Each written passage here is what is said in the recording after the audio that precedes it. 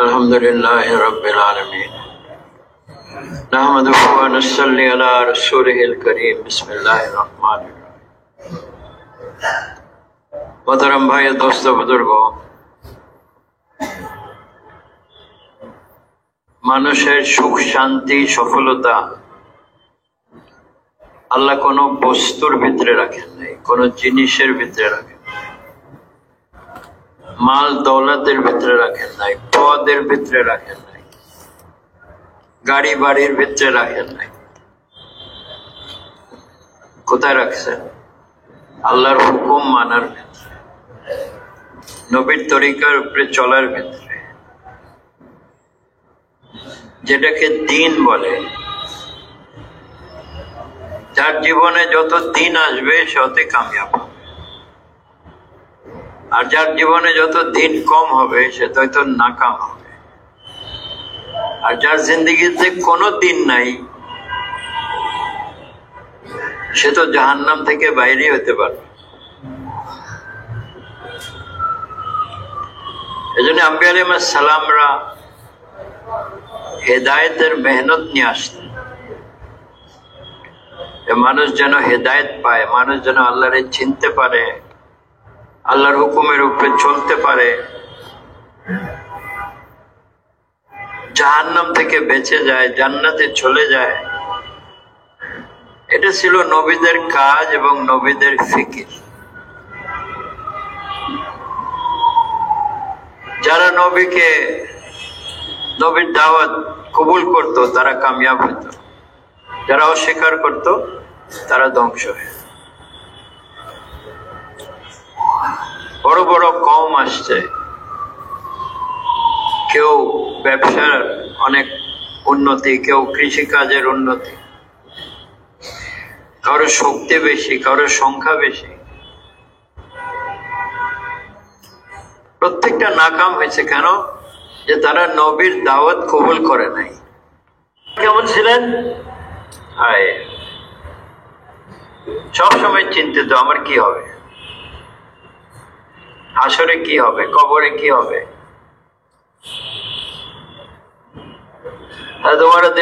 ইন্তেকালের সময় ওনার মাথা ছেলের রানের উপরে ছিল। বললেন, বাবা আমার মাথা মাটিতে দিয়ে দাও। কেন আব্বা জান? মাটিতে আমি আমার চেহারাকে ডলতে থাকবো, আমার এই অবস্থা দেখে যদি আল্লাহ আমার উপরে রহম করে।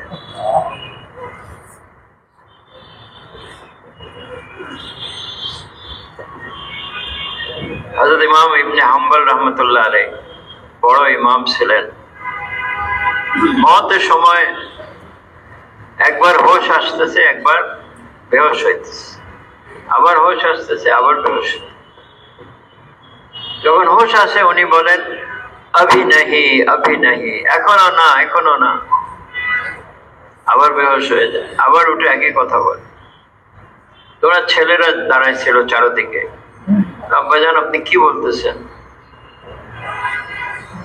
বললেন, শয়তান আমার সামনে দাঁড়ায় আছে আর বলতেছে, আহমদ তুমি তো আমার হাত থেকে বেঁচে গেল। আর আমি বলতেছি যে না, এখনো না, এখনো না। তার মানে যতক্ষণ হায়াত আছে কোনো নিশ্চয়তা নাই। যদি ইমানের উপরে মওত হয় তাহলে মানুষ বেঁচে গেল। আর আজকে আমরা চলি বেপরোয়া, যা ইচ্ছা করি, যা ইচ্ছা দেখি, যা ইচ্ছা খাই, যা ইচ্ছা যেখানে ইচ্ছা ঘুমাই। একটা হলো মন চাহিয়ে চলা, আর একটা হলো রব চাহিয়ে চলা। আমাকে তো রব চাহির উপরে আসতে হবে। রব চাহি বোঝেন? আল্লাহ কি চান, আল্লাহর হুকুম কি, নবীর তরিকা কি, এটার উপরে যে আসবে সে কামিয়াব হবে। গাড়িওয়ালা বাড়িওয়ালা কামিয়াব হবে, পোস্ট পজিশন ওয়ালা কামিয়াব হবে না, যদি তার ভিতরে দিন না থাকে।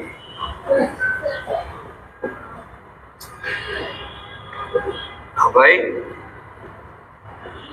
ইন্নাদ-দীনা ইনদাল্লাহিল ইসলাম। আর আল্লাহ কোন দিন কবুল করছেন, পছন্দ করছেন, সেটা হলো ইসলাম। আর ইসলাম মানে কি? অনেকে বলে ইসলাম মানে শান্তি। না, ইসলাম মানে আল্লাহর কাছে আত্মসমর্পণ করা, সারেন্ডার করা, এটা হলো ইসলাম। হ্যাঁ, যখন আপনি ইসলামের ভিতরে আসবেন আপনি শান্তি পাবেন।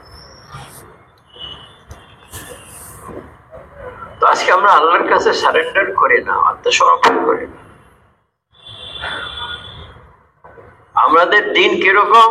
যতটুকু আমার মনের সাথে মিলে অতটুকু আমি দিনের উপরে চলি, আর যেটা আমার মনের খেলাফ আমি চলি। সেটা ব্যবসা হোক, সেটা পোশাক হোক, সেটা বিয়ে শাদী হোক।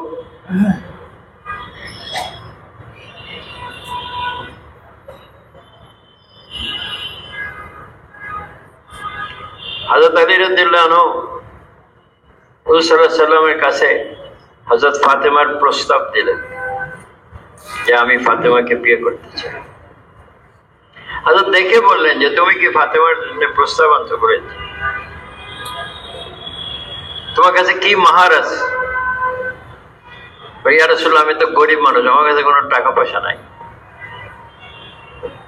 তো বললেন যে তুমি ওই যুদ্ধতে একটা মালে গনিমত পাইছিলে না, যুদ্ধের পোশাক, সিরা, ওটা তুমি বিক্রি করে দাও, তোমার তালোয়ার যথেষ্ট, ইসলামের জন্য তোমার তালোয়ার যথেষ্ট।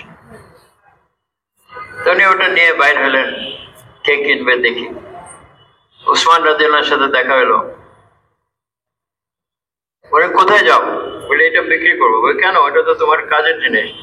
বলে এটা বিক্রি করে আমার মোহর রাখা হবে, সেটা দিয়ে আমি ফাতেমার জন্য বিয়ে করবো। তো ঠিক আছে, আসো আমি কিনে দেব। তো কিনে নিলেন, খুব সম্ভব 400 দিরহাম। তারপরে কিনে নিয়ে বললেন এইটা আবার আমি তোমারে হাদিয়া দিয়ে দিলাম।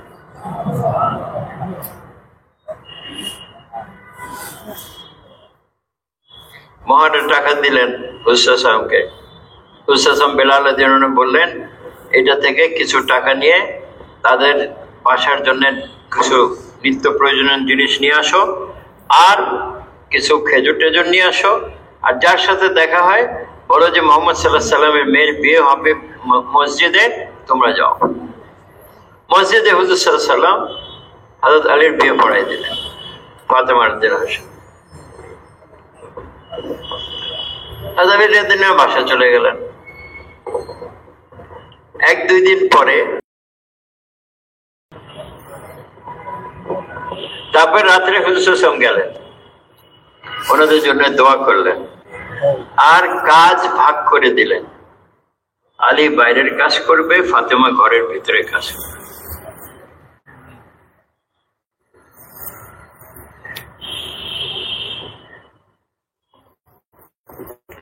আজকে ইহুদ নাসারার তরিকা এত ঢুকছে আমাদের ভিতরে যে আমাদের মেয়েদেরকে ঘর থেকে বাইর করে দিচ্ছে।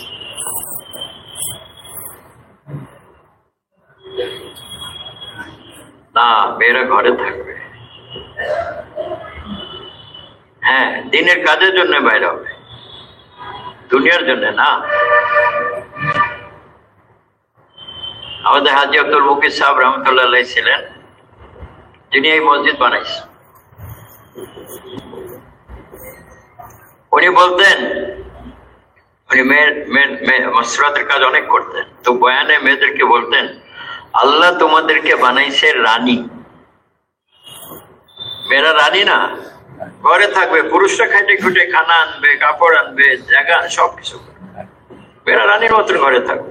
আল্লাহ তোমাদেরকে বানাইছে রানী, আর তোমরা বনতে চাকর রানী।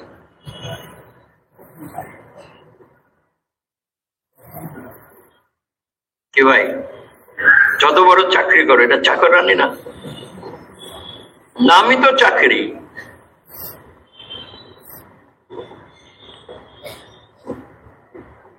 তো আমি কোথায় থেকে কোথায় চলে গেল। আসলে ভাই, দিন আমাদের ভিতরে কত আসতেছে এটা যাচাই করা, আর সেটা আল্লাহর হুকুম। কোরআন দেখেন, আর নবীর তরিকা হুজুর সাল্লাল্লাহু আলাইহি ওয়াসাল্লামের জিন্দেগি দেখেন। আজকে কোরআন তেলাওয়াত করি কিন্তু কোরআন বোঝার চেষ্টা করি না। তেলাওয়াত করতে হবে, বুঝতে হবে। কেন কোরআন প্রথম লাইনে বলে দিচ্ছে হুদাল লিল মুত্তাকিন, এটা হেদায়েত মুত্তাকিনদের জন্য। আল্লাহ হেদায়েত না নিয়ে না বুঝে আমরা চলতেছি। আল্লাহর হুকুম কিভাবে পালন করব? নবীর তরিকা দেখেন।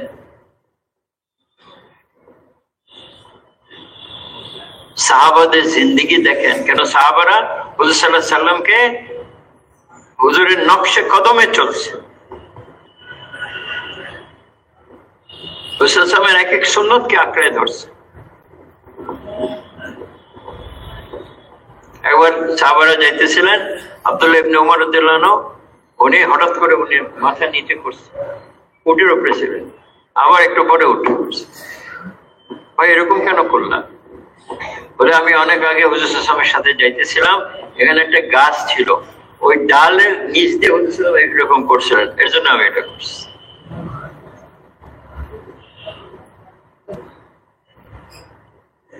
তো সুন্নতের পাবন্দ হওয়া দরকার, সুন্নত তালাশ করা দরকার। হুজুর সাল্লাল্লাহু আলাইহি ওয়াসাল্লাম এই সময় কিভাবে কি করছে, এবং আল্লাহর ফজলে এমন কোন দ্বিতীয় ব্যক্তি পাওয়া যাবে না পুরা হিস্ট্রিতে যে যার জিন্দেগি এত পরিষ্কার, এত ডিটেল, কোন আরের কোন রকম ব্যক্তি পাওয়া যায়।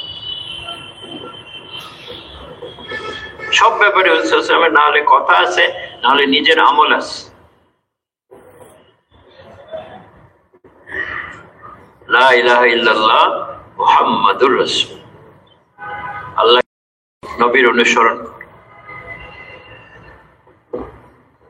আর এই কালমা খালি পড়লে হয় না, কালমার উপরে মেহনত করতে হয়। 70,000 কামরা হবে, আর প্রত্যেক ঘরে 70,000 দরজা হবে।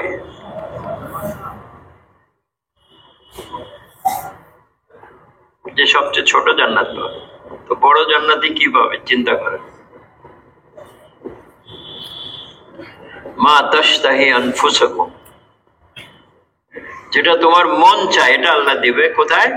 জান্নাতে। আমরা চাই এখানে নিতে, আসলে তো এখানে দুনিয়ারে জান্নাত বানাইতে চায়। আরে দুনিয়া জান্নাত বনতেই পারে না, দুনিয়া তো জান্নাতের এক টুকরাও না।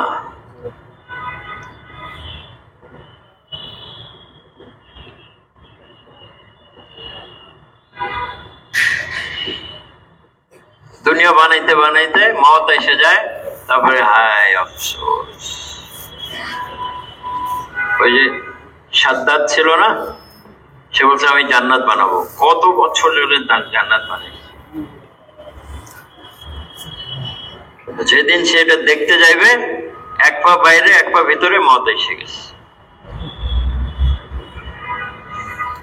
তো দুনিয়াতে জান্নাত বানাবার চেষ্টা করেন না। গাড়ি এরকম হইতে হবে, বাড়ি এরকম হইতে হবে, পোশাক এরকম হইতে হবে। আরে মাল আল্লাহ দিছে দিনের উপরে খরচ করার জন্য, দুনিয়ার উপরে না। দুনিয়া তো গলে যাইতেছে, পচে যাইতেছে। দুনিয়ার পেছনে যা খরচ করবেন এর হিসাব দিতে হবে, আর দিনের জন্য যা খরচ করবেন এটা আপনার জন্য এটা কি বলে পুঁজি হবে।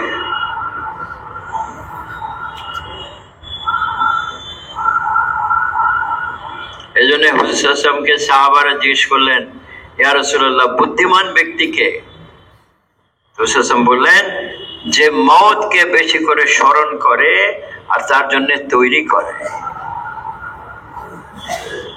আজকে স্মরণও নাই, তৈরিও নাই। মওতকে আমরা ভুলাই দিছি। কেউ যদি মওতের কথা বলে, ধর্মীয় এগুলো কথা বলো না।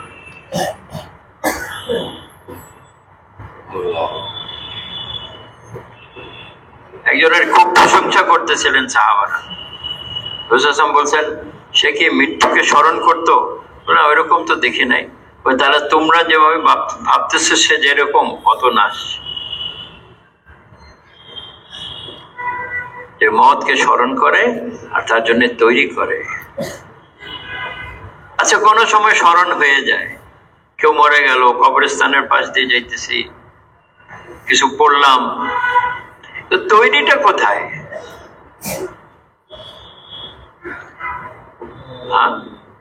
বলে এই পিএইচডি করছে, সে কি বুদ্ধিমান? না, না, তার ভিতরে যদি দিন না থাকে সে কোনো বুদ্ধিমান না, সে বোকা। আবু জাহালের নাম ছিল আবুল হাকাম। কি নাম ছিল? আবুল হাকাম, বহুত জ্ঞানী লোক। যখন সে আল্লাহকে অস্বীকার করছে, আল্লাহকে চিনে নাই, তার নাম রাখা হয়েছে আবু জাহাল, সবচেয়ে বড় জাহেল। খালি পিএইচডি করলে আর এমএসসি করলে হবে না, এর সাথে কি লাগবে? এর সাথে দিন লাগবে। ভাই, বিলাল হাবশি একদিক দিয়ে কালো, কুৎসিত, আবার গোলাম। হ্যাঁ, আর তোমার মজলিসে কুরাইশের সর্দারদের ছেলেরা আসলো, ইকরামা ইবনে আবু জাহাল, আরো কয়েকজন। কিন্তু বসার জায়গা কোথায় পাইছে? ওই পিছনে, যেখানে জুতা রাখে। কিছুক্ষণ পরে বিলাল রাদিয়াল্লাহু আনহু আসলেন। হযরত রাদিয়াল্লাহু দাঁড়ায় গেলেন আর বললেন, যা সাইয়্যিদনা বিলাল, আমাদের সর্দার বিলাল, আসো। তারে ডেকে নিজের কাছে বসে। কি ব্যাপার? ইনি কোরবানিওয়ালা ছিলেন, ইনি অনেক আগে দিনের উপরে আসছেন, আর তারা নতুন আসছে দিন। তো আগে কোরবানিওয়ালাদের দাম ছিল, এখন আমরা দেখি কার পোশাক কত চকচক করে, এরে সামনে বসাও। আর তোমার জামাতে 12টা তালি ছিল।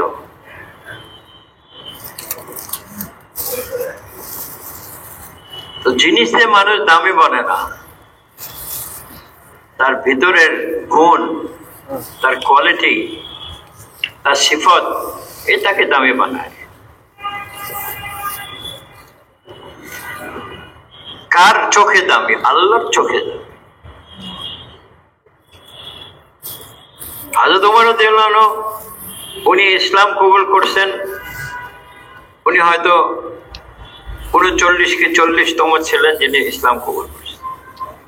কিন্তু ওনার মেহনত, ওনার কোরবানি, ওনার চেষ্টায় উনি কোন নম্বরে পৌঁছলেন? 2 নম্বরে। হযরত আবু বকরের পরে জায়গা পাইছেন ওমর রাদিয়াল্লাহু আনহু। হযরত আবু বকর হুজুর সাল্লাল্লাহু আলাইহি ওয়াসাল্লামের পাশে শুয়ে আছেন, ওনার পাশে হযরত ওমর রাদিয়াল্লাহু আনহু শুয়ে আছেন। একটা কুকুর যদি 1 কোটি টাকার গাড়িতে উঠে যদি ঢাকা শহরে ঘুরতে থাকে, তার দাম কি বেড়ে যায়? একটা বিড়াল যদি 5 কোটি টাকার বিল্ডিং এ বসে থাকে, তার কি দাম বেড়ে যায়? আমি কেন মনে করি যে দামি জিনিস আমার জোগাড় করছি, আমি দামি বনে গেছি? মানুষ দামি বনবে ঈমান, আমল, আখলাক যার ভিতরে আসবে। সারা দুনিয়া যদি ভরে যায়, কিন্তু একজনও ঈমানওয়ালা নাই, আল্লাহ কিয়ামত কায়েম করে দেবে।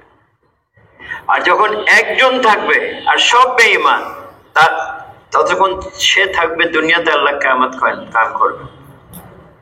এটা হলো ঈমানের দাম।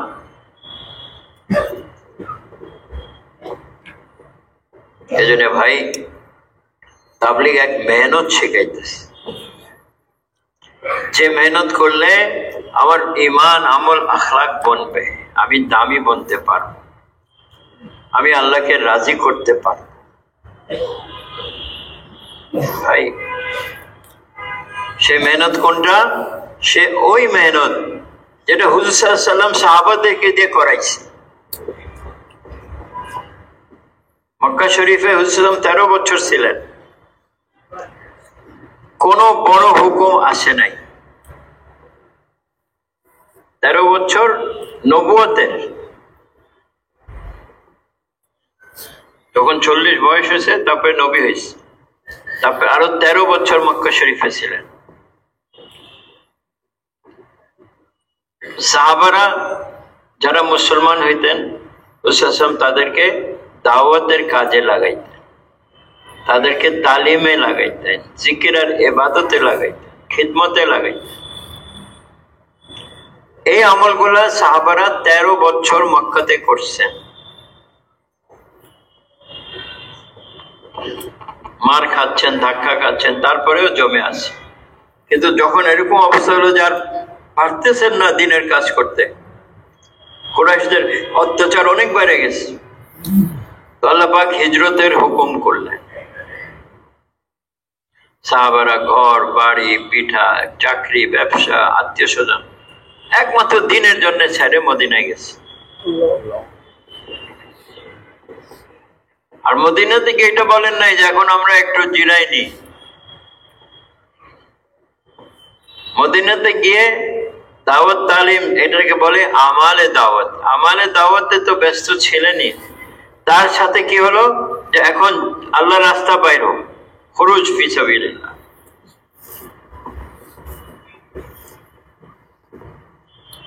বদরে গেছেন, উহুদে গেছেন, হুনাইনে গেছেন, খন্দকে গেছেন, খায়বারে গেছেন। রাসূল সাল্লাল্লাহু নিজে 27-28 বার গেছে। আর হযরত মাওলানা ইউসুফ সাহেব বলছেন যে সাহাবারা 10 বছরে 150 জামাত বাইরেছে মক্কা মদিনা থেকে। তো যখন মুকামে থাকতেন আমালে দাওয়াতে ব্যস্ত থাকতেন, আর যখন আল্লাহর রাস্তায় যাইতেন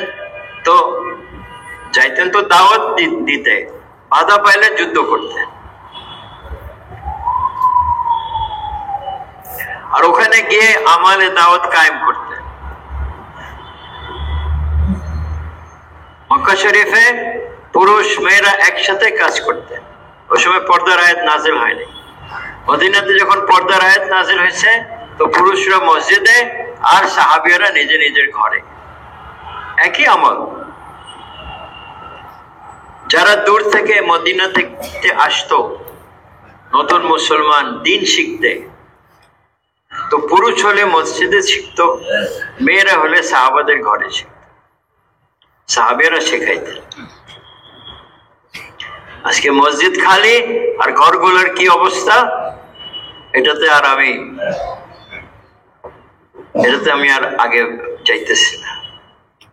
ঘরগুলোর কি অবস্থা আজকে, কোথায় কোরআন তেলাওয়াত, কোথায় জিকির, কোথায় তালিম, কোথায় নামাজ, কোথায় পর্দা।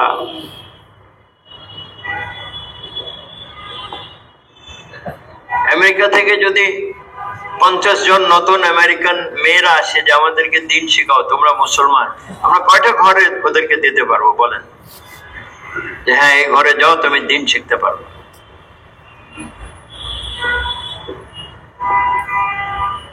এজন্য মৌলানা ইলিয়াস সাহেব বলতেন हम सिर्फ भटके नहीं हैं, बहुत भटक चुके हैं। আমরা পথ হারা হই নাই, অনেক বেশি পথ হারাইছি, অনেক দূরে চলে গেছি আসল থেকে।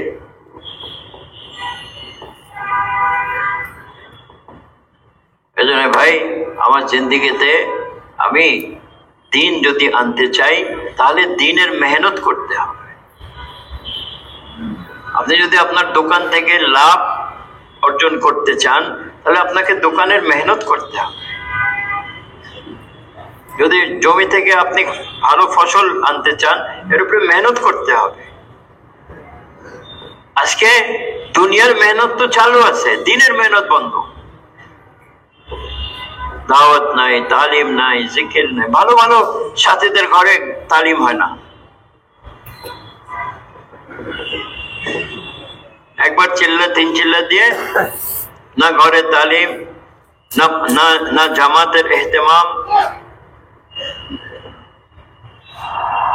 না 2 গাছ করি, 1 গাছ করি, 2 গাছ করি না, 3 দিন যাই মাঝে মাঝে। কেন? যেন এখন দোকানে ভেজাল আছে। না, এই কাজকে হার হালে করতে হবে, এই কাজকে মাকসাদ বানাইতে হবে। এই কাজের জন্য আল্লাহ আমারে বানাইছে। চাকরি ব্যবসা দোকানের জন্য আমাকে বানান নাই। কুল হাযিহি সাবিলি আদউ ইলাল্লাহ আলা বাসীরাতিন আনা ওয়া মান ইত্তাবানি। নবী বলে দেন, এটা আপনার রাস্তা, মানুষকে আল্লাহর দিকে ডাকা, আপনার এবং আপনার উম্মতেরও।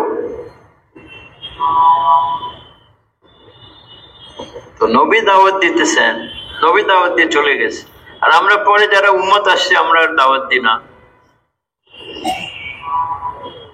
আজকে তো কারা নিয়ত করতেছেন যে প্রত্যেক দিন দাওয়াত দেব? দাওয়াত দিলে কি হবে?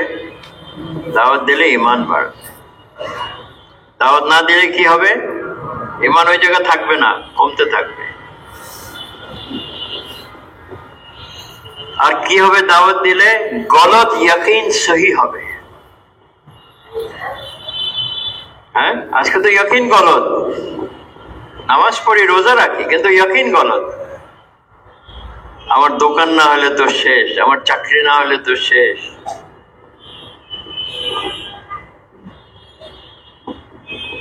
ইয়াকিন বানাইতে হবে কি যে মাখলুক থেকে হয় না।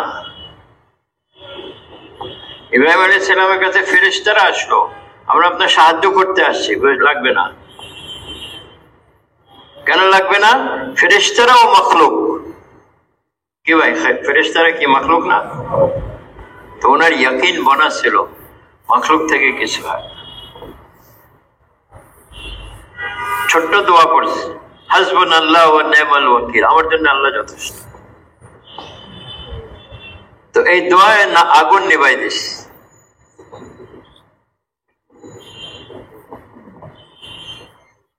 তো ইয়াকিন বনবে দাওয়াত দিলে।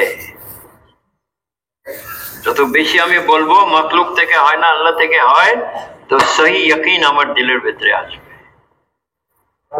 গলত ইয়াকিন কোনটা? জিনিস থেকে হওয়া দেখা। গলত ইয়াকিন কি ভাই? জিনিস থেকে হওয়া, গাড়ি দিয়ে, বাড়ি দিয়ে, দোকান দিয়ে, পোস্ট পজিশন, এটা হলো গলত ইয়াকিন। আর সহি ইয়াকিন কি? আল্লাহ থেকে হওয়া দেখা। সহি ইয়াকিন ওয়ালা কোথায় যাবে? জান্নাতে যাবে। গলত ইয়াকিন ওয়ালা কোথায় যাবে? জাহান্নামে। তো দাওয়াত দিলে গলত ইয়াকিন সহি হবে। আর কি হবে দাওয়াত দিলে? দুনিয়ার মহব্বত দিল থেকে বাইর হবে। হাদিসে আসছে, দুনিয়ার মহব্বত হলো সমস্ত খারাপির জড় বা শিকড় বা মাথা।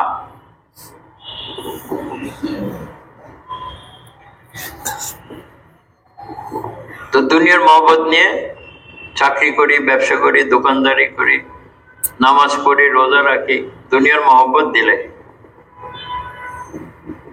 এই দুনিয়ার মহব্বত কিভাবে বাইর হবে? যখন আমি দাওয়াত দিব, যখন আমি আল্লাহর বড়াই বয়ান করব, তো দুনিয়া ছোট হবে।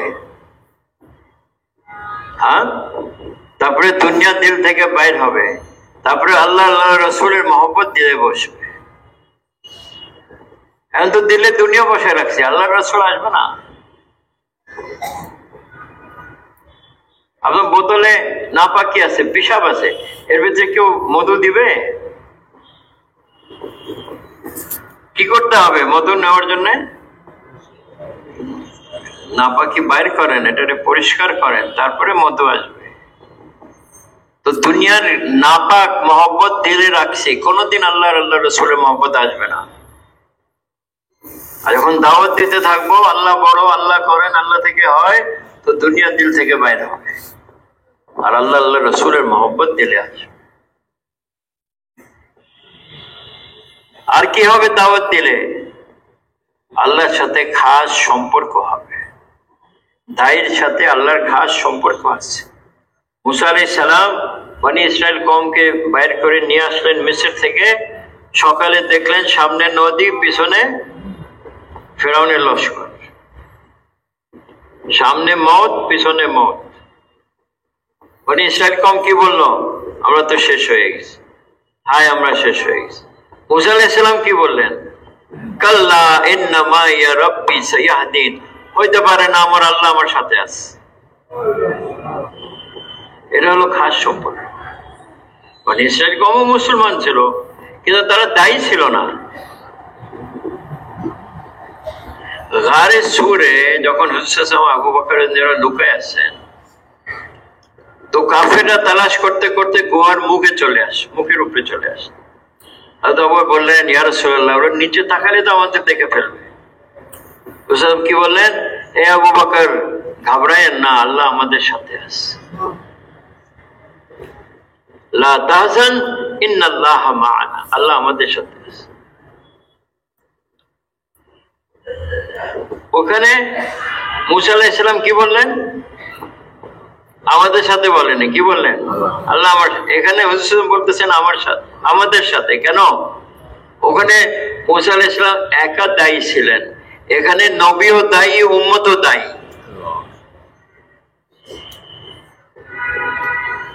ইন্নাল্লাহা মা'ানা। তা প্রশ্ন উঠে, তাহলে আবু বকর ঘাবড়াইলেন কেন? তো উলামা ইকরামরা বলেন যে হযরত আবু বকর নিজের জাতের জন্য ঘাবড়ান নাই, ওই ভয় পাইছেন যে হুজুর ধরা পড়লে কি হবে। এজন্য ভাইও, দাওয়াতকে মজবুতের সাথে ধরি।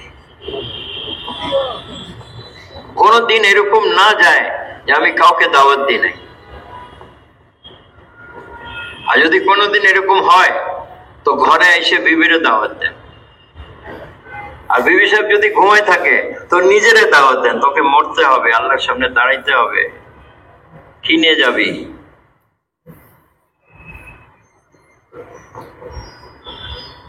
তো সবাই দাওয়াত দেব না ভাই দোস্ত? মাওলানা সাদ সাহেব ইনফিরাদি দাওয়াতের উপরে খুব জোর দিতেছে। সাহাবারা ইনফিরাদি দাওয়াত, হুজুর সাহেব বেশি ইনফিরাদি দাওয়াত, লোক জমা করে হুজুর সাহেব কম কথা বলছে, কিন্তু ইনফিরাদি দাওয়াত জীবন ভর দিচ্ছে।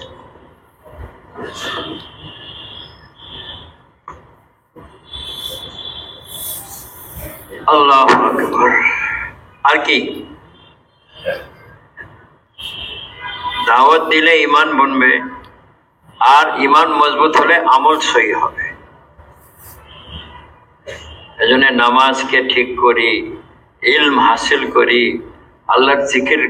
দেখেন, জিকির খালি মানে এই না যে সুবহানাল্লাহ সুবহানাল্লাহ সুবহানাল্লাহ।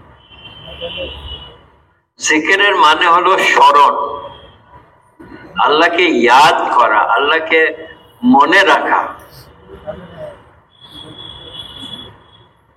এক ওস্তাদের ছাত্র ছিল, সে ওস্তাদ ওই ছাত্রকে খুব ভালোবাসত। বাকি ছেলেরা হিংসা করছে যে এরা খালি ভালোবাসে, আমাদের তো এরকম পাত্তা দেয় না। তো ওস্তাদ যখন শুনলো, বলে আচ্ছা তোমরা সবাই আসো। প্রত্যেকের হাতে একটা ছুরি দিছে, আরেক হাতে একটা মুরগি দিছে। বলে তোমরা সবাই চলে যাও, এমন জায়গায় মুরগি জবাই করো যেখানে কেউ তোমাদেরকে না দেখে। সব চলে গেছে, এই ছেলেও গেছে। তারপরে সবাই, কেউ জঙ্গলে, কেউ রুমে ঢুকে, কেউ গাছের উপরে উঠে, সব জায়গায় জবাই করে নিয়ে আসছে। ও আসে না, আসে না, আসে না, আসে না। অনেক দেরি করে আসলো, হাতে মুরগি জবাই করা না, জিন্দা, আর আরেক হাতে ছুরি। তো সবাই হাসছে যে দেখেন এত সহজ কাজ করতে পারো না, আর আপনি তারা এত ভালোবাসেন। ওই কি ব্যাপার, তুমি মুরগি জবাই করো নাই? বলো হুজুর, এমন কোন জায়গা পাইলাম না যেখানে আল্লাহ আমারে দেখতেছে না। সবাই বুঝলো যে আচ্ছা। তো জিকির মানে আল্লাহর স্মরণ, আল্লাহর ইয়াদ। এই জন্য হুজুর সাল্লাল্লাহু আলাইহি ওয়াসাল্লাম সব অবস্থায় দোয়া শিখাইছেন যে আল্লাহ, ঘুমাবার সময় আপনারে দোয়া করতেছি, আপনারে মনে করতেছি, ঘুম থেকে উঠে আপনারে স্মরণ করতেছি, খাওয়ার আগে আপনারে স্মরণ করতেছি, খাওয়ার পরে আপনারে স্মরণ, ঘর থেকে বাইরে যাওয়ার আগে আপনাকে স্মরণ করতেছি, ঘরে ঢোকার পরে আপনার।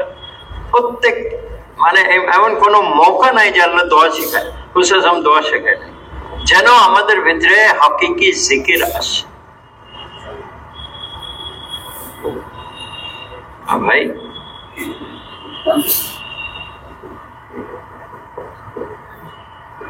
আর ভাই দোস্ত,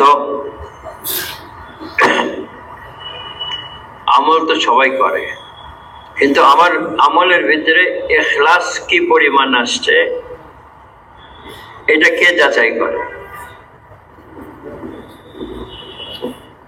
হাসরের মাঠে 3 ব্যক্তিকে আগে আনা হবে, শহীদ, দাতা, আলেম।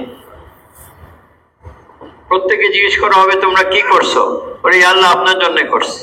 শহীদ বলবে আপনার জন্য কল্লা কাটাইছি। আলেম বলবে আপনার জন্য দিন শিখাইছি। দাতা বলবে আপনার জন্য মাল খরচ করছে। আল্লাহ বলবেন মিথ্যা, ফেরেশতারা বলবেন মিথ্যা। বলছে তোমরা করছো নাম কামের জন্যে, মানুষ তোমাদেরকে ভালো বলবে এজন্য এগুলো করছো, সেটা তো তোমরা পাইছো, আমার কাছে কিছু পাবা না। ফেরেশতারা তাদেরকে ধাক্কা দিয়ে দিয়ে জাহান্নামে ফেলে দিবে, তারপরে বাকি লোকদের হিসাব হবে।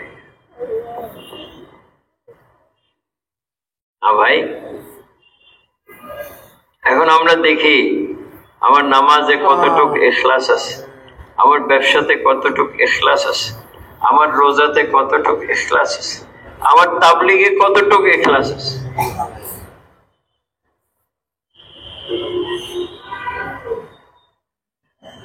অনেক বড় আমল কিন্তু ইখলাস নাই, এজন্য পকড় হবে। ছোট আমল কিন্তু ইখলাস আছে, এটা দিয়ে আল্লাহ তাকে পার করে দিবে। আর ইখলাসের ফয়সালা কেউ করতে পারে না। মানুষ বলে আমি ইখলাসের সাথে বলি, বলে ওই লোকটা খুব মুখলিস।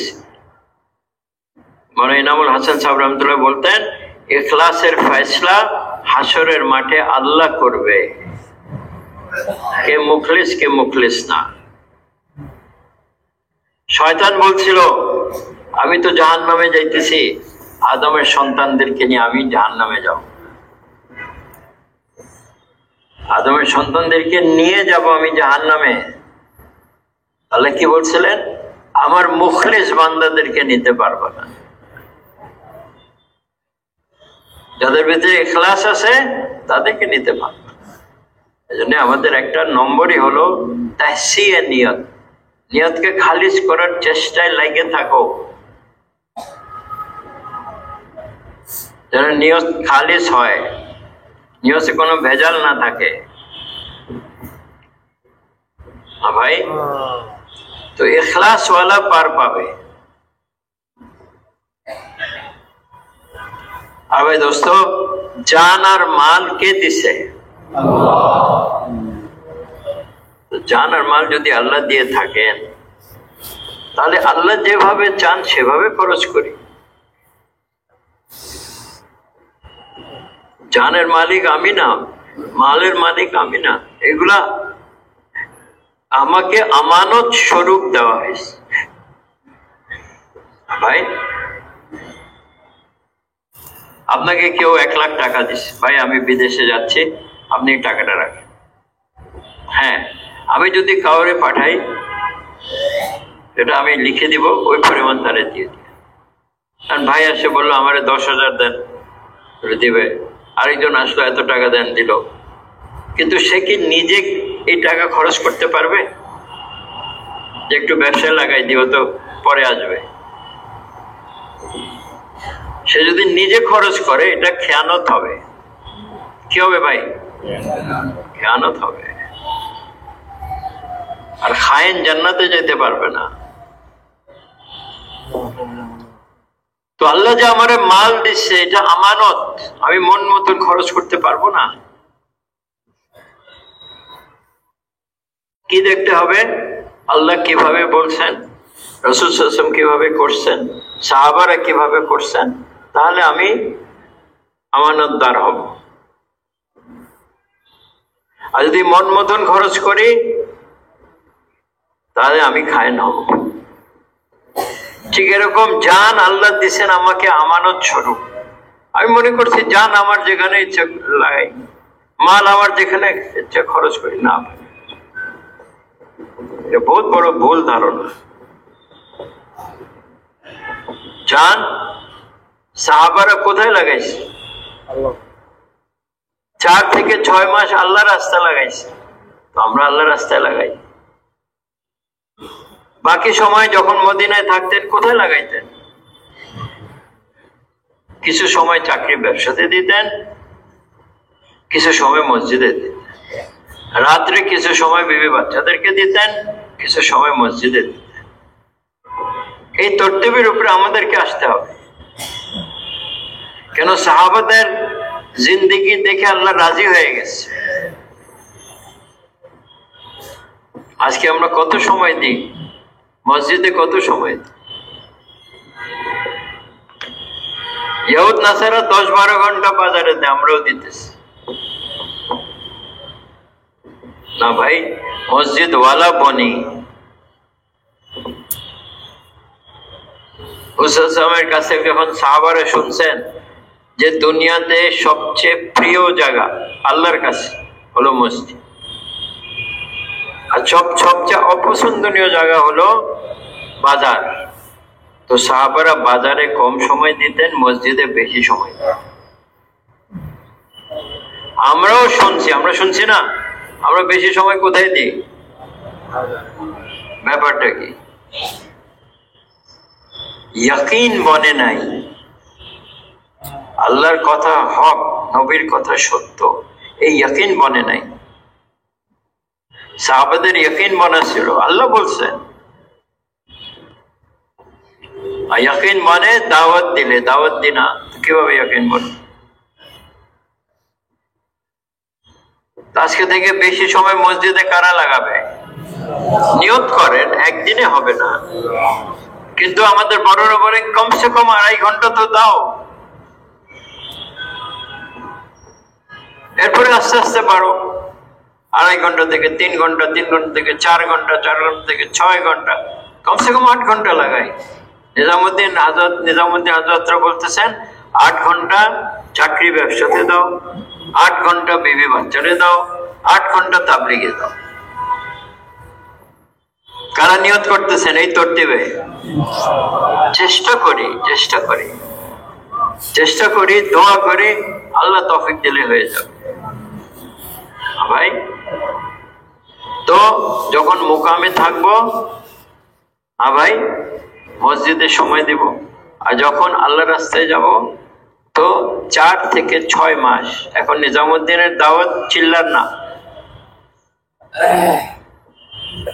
4 মাস থেকে 6 মাস, 4 মাস খুরুজ আর 2 মাস মার্কাজে। এইভাবে যদি আমরা চলতে থাকি তো ইনশাআল্লাহ তাআলা দিন আমাদের ভিতরে আসবে, দিন অন্যদের ভিতরে আসবে, আর দিন সারা দুনিয়াতে যাবে। সাহাবারা মক্কা শরীফে বসে থাকেন নাই, ওনারা বলতে পারতেন আমরা হুজুরের সাহাবী, যার দিন লাগবে আমাদের কাছ থেকে নিয়ে যাও, আমরা মক্কায় থাকবো, মদিনায় থাকবো, তা তো বলেন না।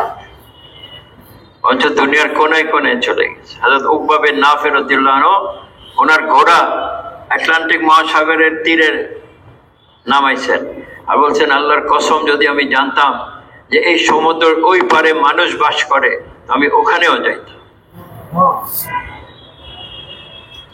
ভাই সুদানে একটা গ্রাম আছে, ওটার নাম হলো সাহাবা।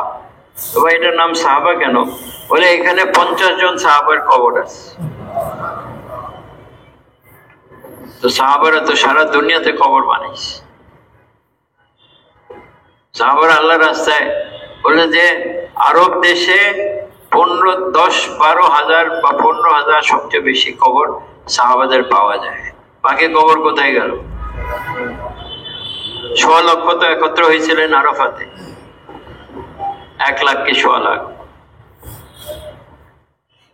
তো সাহাবারা যে সারা দুনিয়া গেছেন, উদ্দেশ্য কি ছিল?